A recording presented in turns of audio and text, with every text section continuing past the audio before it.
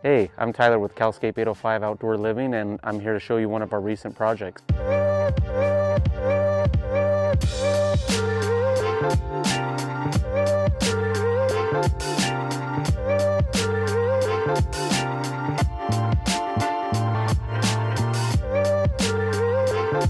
Hey, good morning, good morning, good morning.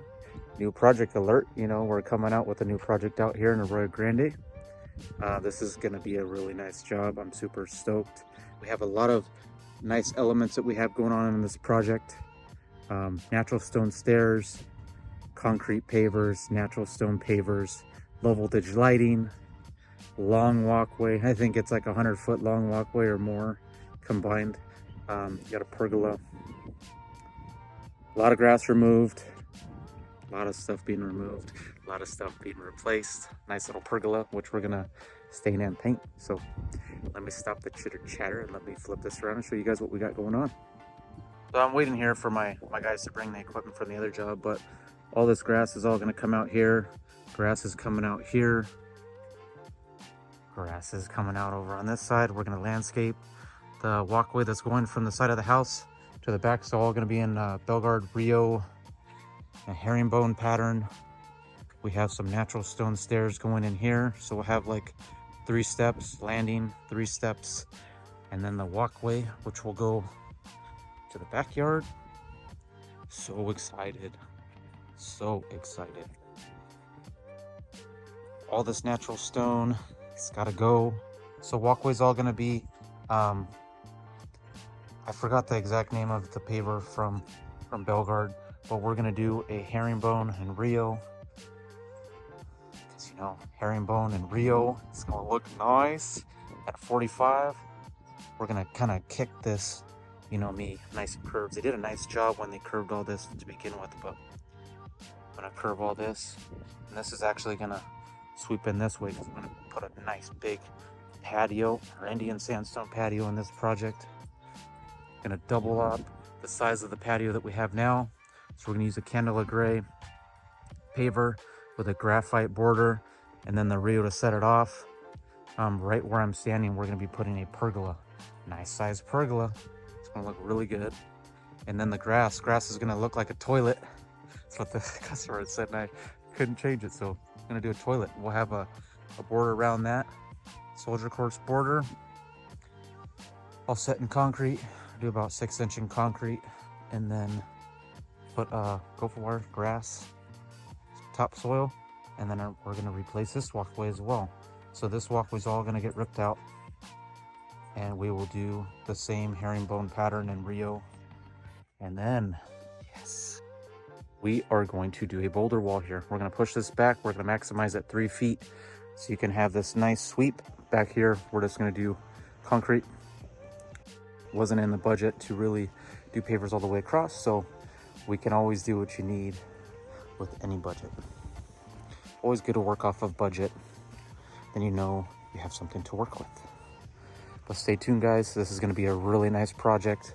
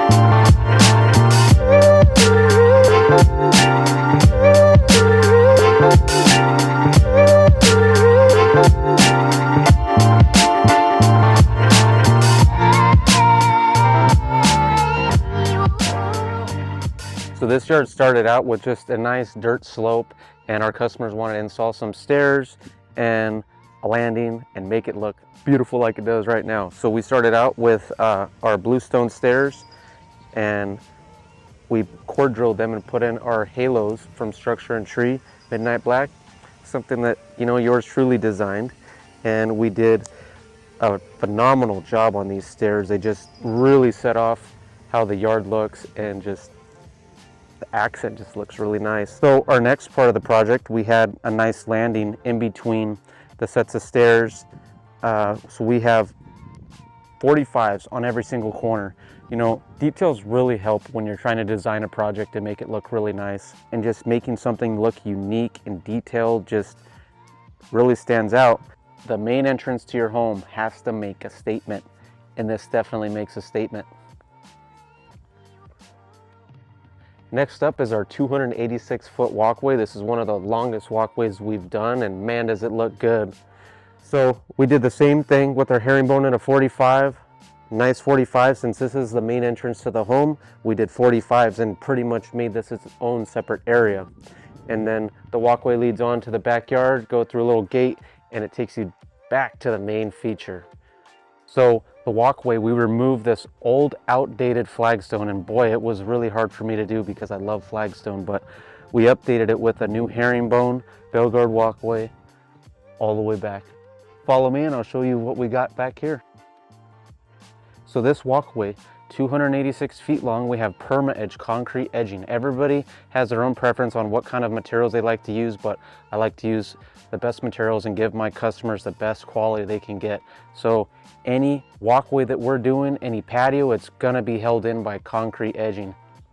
So this is the main part of the yard. We built this nice, beautiful candela gray natural stone patio. Man, the vibes are right. Anytime you're building natural stone stairs, natural stone patios, boulder walls, whatever it may be, anything natural is gonna just bring you out and connect with the elements, and that's what we did here.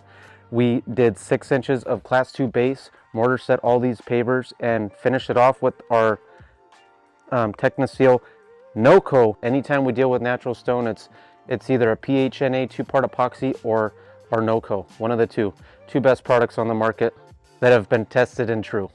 We also sealed this patio with an Alliance Signature Series sealer. It's a really nice sealer. I've been using it for a couple years now, and I like it. It's been a really good product to us. With this patio, you can either do a border or no border. Everybody has their preference, and we have 2 options. You can either do just the regular natural stone patio with no border, or you can do one with the border like we have here.